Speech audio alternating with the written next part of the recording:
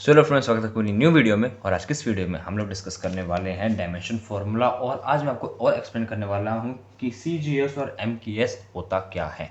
तो आज हम इन दोनों टॉपिक्स को जरा अच्छे से डिस्कस कर लेते हैं कि ये दोनों टॉपिक क्या कह रहे हैं। तो लेट्स स्टार्ट द वीडियो। तो देखो, डायमेंशन क्या होते हैं। सबसे पहले जो मेन चैप्टर है हमारा यूनिट और डायमेंशन, इस यूनिट और मेजरमेंट सॉरी, तो इसके अंदर डायमेंशन होता क्या है। तो देखो, डायमेंशन सिंपली कुछ नहीं होता। पहले मैं आपको इसकी स्टेटमेंट लिखवा देता हूँ, उसके बाद मैं आपको बताता हूँ कि होता क्या है। देखो, इसके अगर एग्जाम में स्टेटमेंट आती है तो आपको स्टेटमेंट में लिखना है it is a power to which the fundamental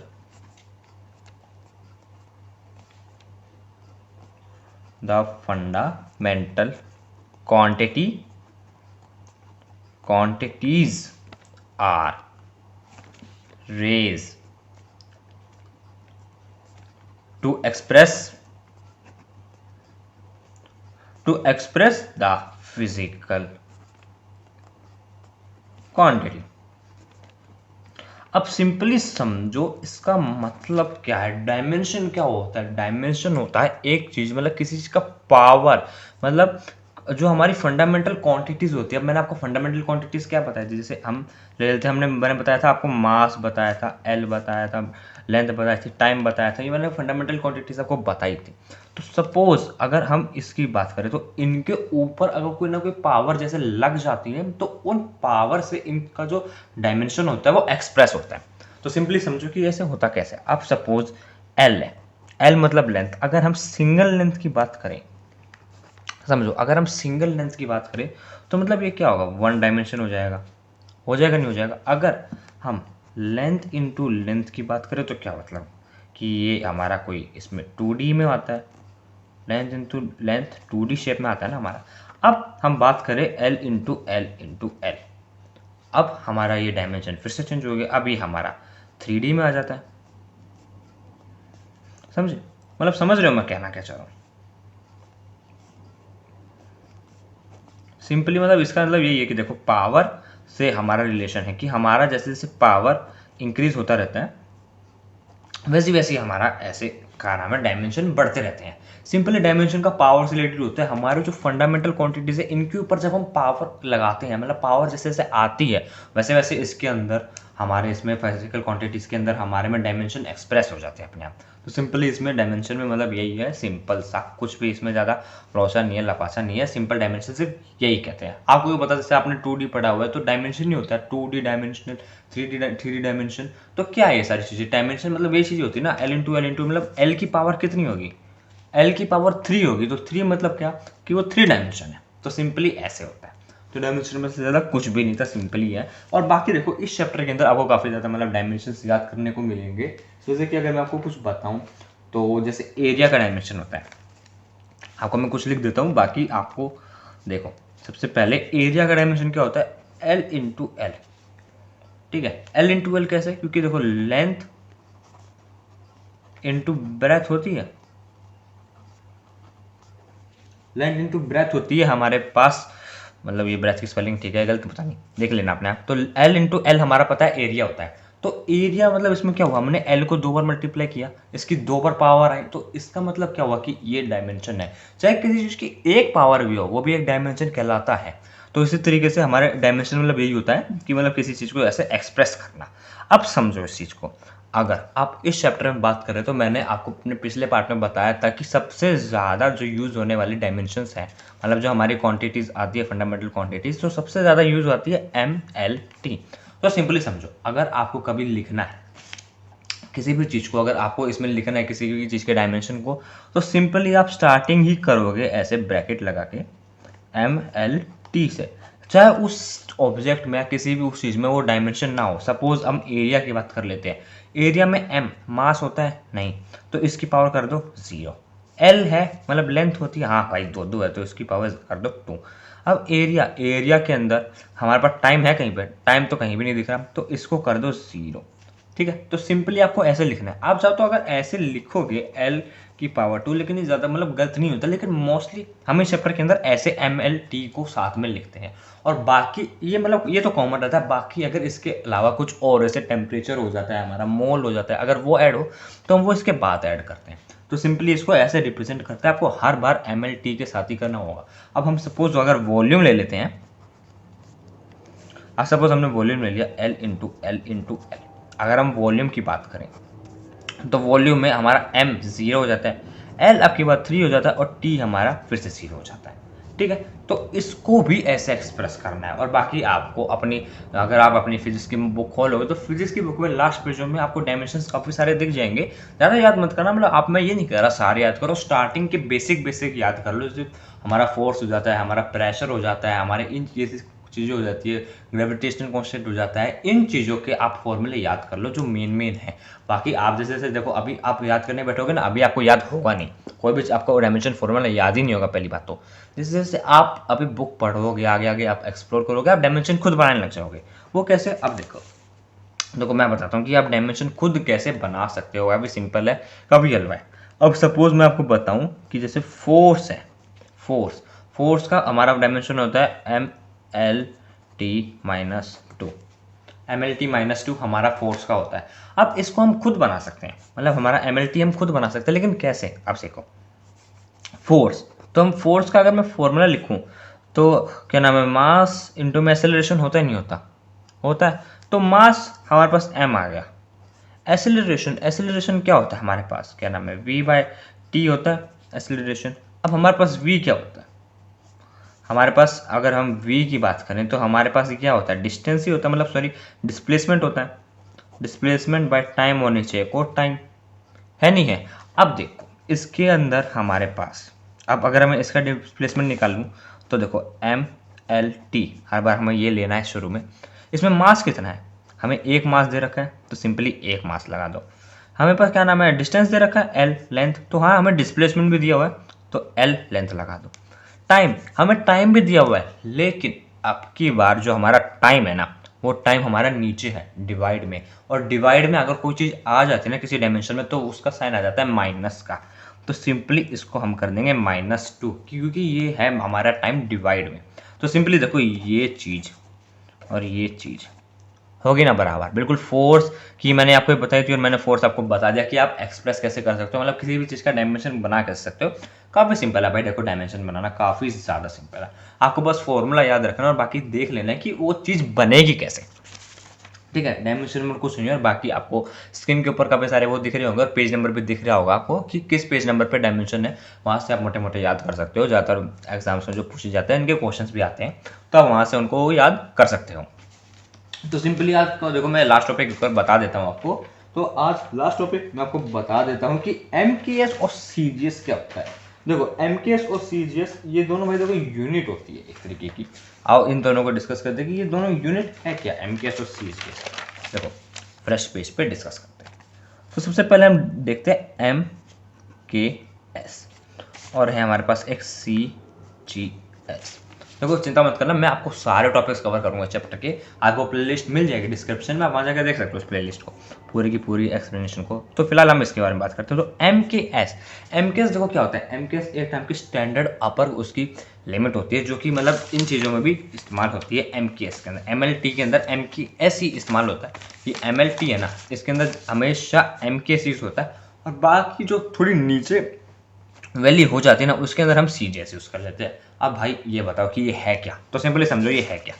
MKS, M मतलब होता है मास, K मतलब होता है किलोग्राम, और S मतलब होता है हमारा सेकंड। था सिंपल, काफी सिंपल था भाई, इतना सिंपल था। अब CGS है तो CGS में हमारा क्या है, तो CGS में यहाँ पे क्या है, मास हो जाता है, होता ही नहीं होता। अरे सॉरी देखो यहाँ पे गड़बड़ कर दी यार, यहाँ पे मास है, सॉरी यहाँ पे मैंने मीटर करना है, कहाँ दिमाग है यार मेरा। देखो यहाँ पे हमें मीटर करना है, MKS मीटर किलोग्राम सेकंड, यहाँ पे मीटर होगा पहला स्टैंडर्ड, उसके बाद किलोग्राम, फिर सेकंड। अब देखो किसी भी चीज़ की अगर आप स्टैंडर्ड बात करते हो तो आप किसी भी चीज़ को लेंथ में ज़्यादातर मीटर में ही नापते हो, किसी भी वेट को आप ज़्यादातर किलो में ही नापते हो। तो वैसे ही हमारी स्टैंडर्ड, आप इसे स्टैंडर्ड अपनी मान सकते हो कि ये स्टैंडर्ड यूनिट होती है। अब एक इससे छोटी यूनिट हो जाती है, मीटर से छोटा क्या होता है, सेंटीमीटर, तो ये हमारा सेंटीमीटर हो जाता है।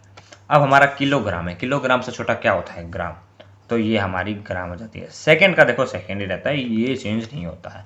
तो सिंपली ये हमारी दो एक क्वांटिटीज़ आती है, यूनिट आती है, मोस्टली ज़्यादातर प्रोबेबिलिटी ये यूज़ होती है। बाकी आपको ये कभी कभी यूज में मिलेगा, अगर एग्जाम में मतलब क्वेश्चन में बोला होता है कि यहाँ पे सीजीएस यूनिट की गई है तो आप यूज़ करना, बाकी आप ऑलवेज हमेशा एमकेएस यूनिट लेना, मीटर किलोग्राम सेकेंड, ठीक है। और बहुत बार इसके अंदर हमें कन्वेंशन भी देखने को मिल जाए, कन्वर्शन, कि इसको एमकेएस यूनिट है उसको सीजीएस में हमें कन्वर्ट करना है, तो हम वो कैसे कर सकते हैं, आओ जरा उसको देखते हैं। अब सपोज हम क्या ले सकते हैं, हम फोर्स का फॉर्मूला ले लेते हैं न्यूटन का, MLT-2, इसका फॉर्मूला ले लेते हैं। तो सिंपली समझना, आपको स्टेप बाय स्टेप बताता हूँ कि करना क्या है एक्चुअल में, कि आप सपोज अगर ये दी है तो आप इसको चेंज कैसे कर सकते हो दूसरी फॉर्म के अंदर। तो देखो फिलहाल अगर ये देखो फॉर्मूला पे फोर्स है MLT-2, अब ये हमारे पास क्वांटिटी सपोज है MKS में, तो सब अब देखो हमारे पास ये अगर हम MKS है तो यहाँ पे हम मीटर किलोग्राम सेकेंड लेंगे, तो यहाँ पे हमारा जो फोर्स होता है ना वो 1 न्यूटन का हो जाता है। अब हमें निकालना है कि अब हम अब सपोज क्वेश्चंस में एग्जाम्स में आता है कि अब इसी चीज़ को सीजीएस में निकालो, ये MKS है ना इसकी वैल्यू सीजीएस में निकालो। तो सीजीएस में एक्चुअल में होता है कि सीजीएस के अंदर जो हमारा न्यूटन होता है ना वो डायन में चेंज हो जाता है, क्योंकि वैल्यू डाउन हो जाती है, वैल्यू डाउन होने पे मीटर भी सेंटीमीटर हो जाता है, तो हमारा जो न्यूटन होता है ये भी डायन बन जाता है। डायन मतलब भूतनी नहीं होती, डायन मतलब एक्चुअल में एक यूनिट ही होती है, ठीक है, ज़्यादा मत सोचना। तो डायन, तो हमें ये पता है कि एक जो हमारा न्यूटन है वो डायन है, लेकिन हमें ये नहीं पता कि हमारा जो 1 न्यूटन है वो कितने डायन के बराबर होता है, हमको ये नहीं पता। तो एग्जाम में एक्चुअल में यही निकालने को देते हैं कि 1 न्यूटन कितने डायन के बराबर होता है। तो इसमें सिंपली हमें कन्वर्शन करना होता है एमकेएस को सीजीएस में बदलने का, सिंपली बस हमें ये करना होता है। तो वो कैसे करें, आओ उसको देखते हैं। तो देखो सबसे पहले हम ले लो LHS, मतलब लेफ्ट हैंड साइड, वो ले लो MKS, ठीक है, MKS ले लो लेफ्ट हैंड साइड। तो MKS में इसका जो फॉर्मूला होगा क्या, देखो MLT-2, इसका ये फॉर्मूला है। तो अब इसको पहले लिख लो, M मतलब मास kg, L लेंथ, मतलब लेंथ में हम क्या लिख सकते हैं, मीटर, तो इसको मीटर ले लो मल्टीप्लाई में। टाइम, टाइम मतलब सेकंड, सेकंड किस में, माइनस में, ठीक है। तो आप इसको ऐसे लिख सकते हो kg मीटर पर सेकंड स्क्वायर, इसको मैं ऐसे लिख सकता हूँ, हाँ भाई बिल्कुल लिख सकता हूँ, किसी को कोई आपत्ति नहीं होनी चाहिए इस चीज़ में। अब देखना 1 किलोग्राम है, अगर ये 1 किलोग्राम है तो 1 किलोग्राम में हमें किस में चेंज करना है, ग्राम में चेंज करना है, मतलब हमें ग्राम की तरफ जाना है। तो 1 किलोग्राम में कितने ग्राम होते हैं, 1000 ग्राम, 1000 ग्राम होते हैं हमें 1 किलोग्राम में, 1000 ग्राम होते हैं, ठीक है। 1 मीटर में 100 सेंटीमीटर होते हैं, और सेकंड तो भाई देखो 1 सेकंड के बराबर ही होता है, क्योंकि दोनों तरफ सेम है।